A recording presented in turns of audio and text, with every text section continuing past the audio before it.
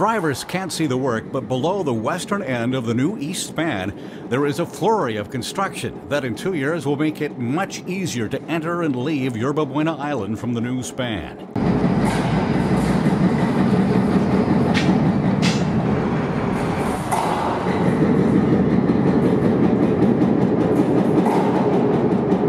It's a little hidden here under the bridge. And we're building new on and off ramps, westbound off ramp and a westbound on ramp that will lead into the Yerba Buena Island tunnel. What we're going to be doing is replacing the off ramp right now that's on the left side as you're approaching the Yerba Buena Island tunnel.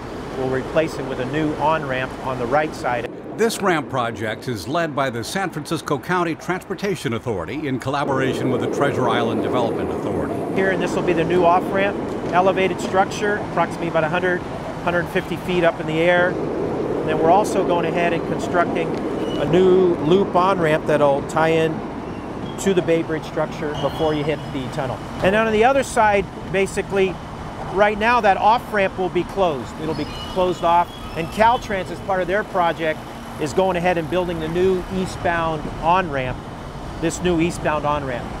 That's what they're doing simultaneously with our project. The S-curve is in the way of the Caltrans project, but it won't be for long.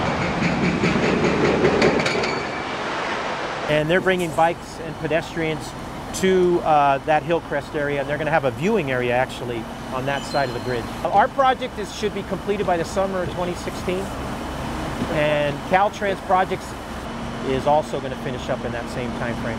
Massive foundations and columns are going in. There's 1, 2, 3, 4, 5, 6, 7 on the off-ramp bridge, and there's 4 on the first on-ramp bridge, plus 5 CIDH pile foundations up above. We've got some real varying soil conditions. We get into some very hard rock the further up we get. And all this work is taking place with painstaking care to preserve and protect the Nimitz Mansion, built in 1899, and the surrounding Navy quarters. That is a historic mansion. That entire area is a historic district. We are required by SHPO to make sure we protect it and preserve it.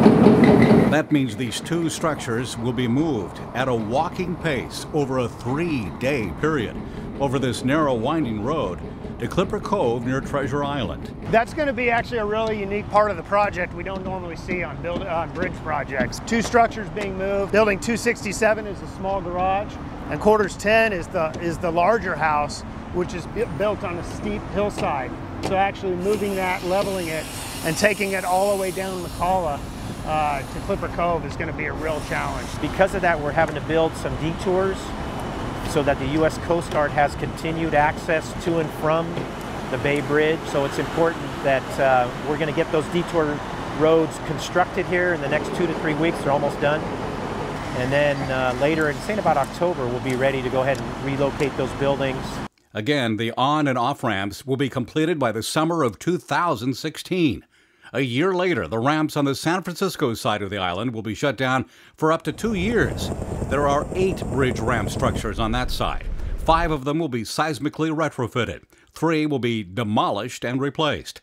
The cost of the 2 San Francisco projects, not counting the Caltrans ramp, is $100 million. 90% of that cost is covered by the federal government, with support from the state and San Francisco Prop K transportation sales tax funds.